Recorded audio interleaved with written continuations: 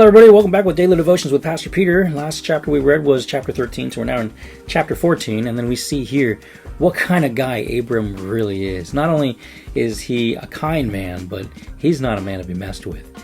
And in this chapter we see what happens when we do what is right, God blesses us. When we do what is wrong and we think selfishly, there sometimes is something that will catch us in the end, and we have to pay for the consequences of this. So let's look at chapter 14 together and read through this story.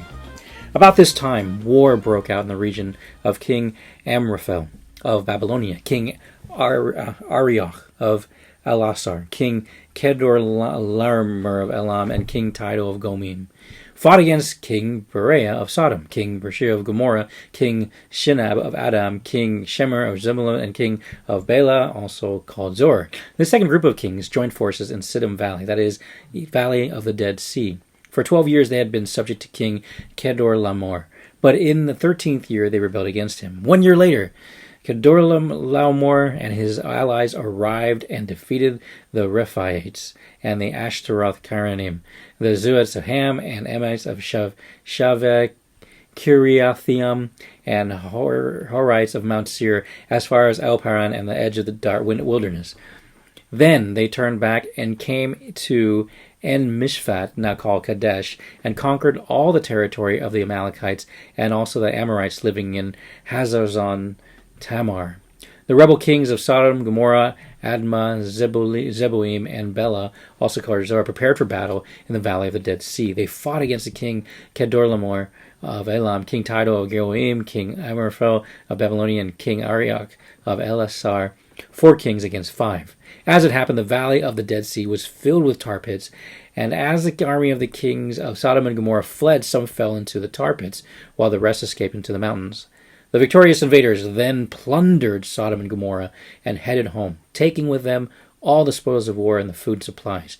They also captured Lot, Abraham's nephew, who lived in Sodom, and carried off everything he owned. But one of Lot's men escaped and reported everything to Abram the Hebrew, who was living near the oak grove belonging to Mamre the Amorite. Mamre and his relatives Eshcol and Aner were Abram's allies. When Abram heard that his nephew Lot had been captured, he mobilized the 318 trained men who had been born into his household. Then he pursued Kedorlaomer's army until they caught up with them at Dan.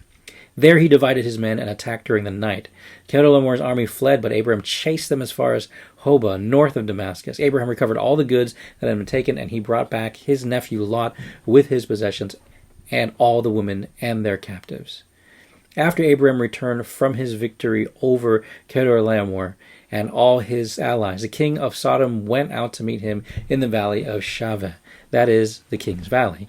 And Melchizedek, the king of Salem, and a priest of God Most High, brought Abram some bread and wine. Melchizedek blessed Abram with this blessing.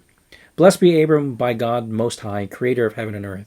And blessed be God Most High, who has defeated your enemies for you, God. Then Abram gave Melchizedek 1/10 of all the goods he had received and recovered. The king of Sodom said to Abraham, "Give back my people who were captured, but you may keep for yourself all the goods you have recovered." Abraham replied to King Sodom, "I solemnly swear to the Lord God Most High, creator of heaven and earth, that I will not take so much as a single thread or sandal thong from what belongs to you. Otherwise, you might say, I am the one who made Abram rich. I will accept only what my young warriors have already eaten, and I request that you give a fair share of the goods to my allies, Aner, Eshcol, and Mamre." Few things in this chapter. 1, there's a lot of names in here. We don't know all the names, but again, names give legitimacy, and there was a war that took place. A war that took place that affected Sodom and Gomorrah, that area, or Sodom, where Lot was living at that time. Now, interesting, the first part in the last chapter, we see that Lot was actually living outside the town. Okay? They also captured Lot, this is verse 12, who lived in Sodom. So again, he moved closer and closer and then moved into the wicked city that was there. He sort of assimilated himself with the people of Sodom. And so therefore, when destruction came, they were dragged off as well. But one of Lot's men escaped. God allowed that to happen and reported to Abram. And Abram was living far away, and Abram went with 318 trained men. Abram heard this So he mobilized a trained man. Then he pursued Kedorlaomer's army until he caught up with him with Dan. So here's 318 men with Abram who pursued this army. And then he divided and he attacked at night. So this is guerrilla warfare 101. Started here. Or one of the places where it started in the Bible, where, Abram wasn't a man or a force to be reckoned with. And I think that's a powerful testament for us to see not only how powerful Abram was, but how powerful God allowed Abram and his men to be. And he attacked during the night, recovered everything, and brought them back.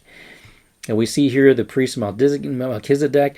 We don't know much about Melchizedek, but we know that he is also a man who revered and worshiped God. And he blessed Abram.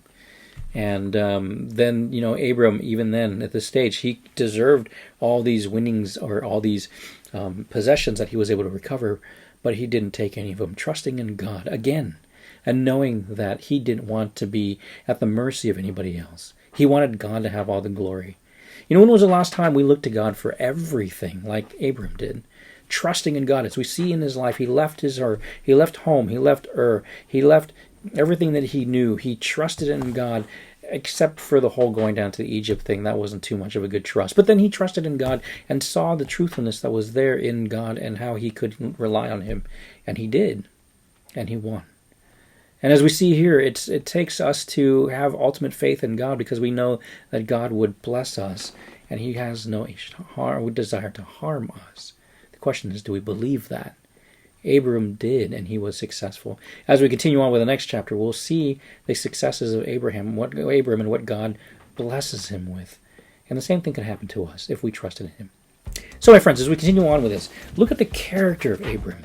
He's not perfect, neither are we. But then the trait that he had was he trusted and obeyed the words that came from God. We have the whole Bible. Again, the Bible. And yet we have a hard time following God. Imagine if we didn't have this Bible. How much more difficult would it be for us? Not for Abram. All right, my friends. We'll see you in the next one. Take care. Bye-bye.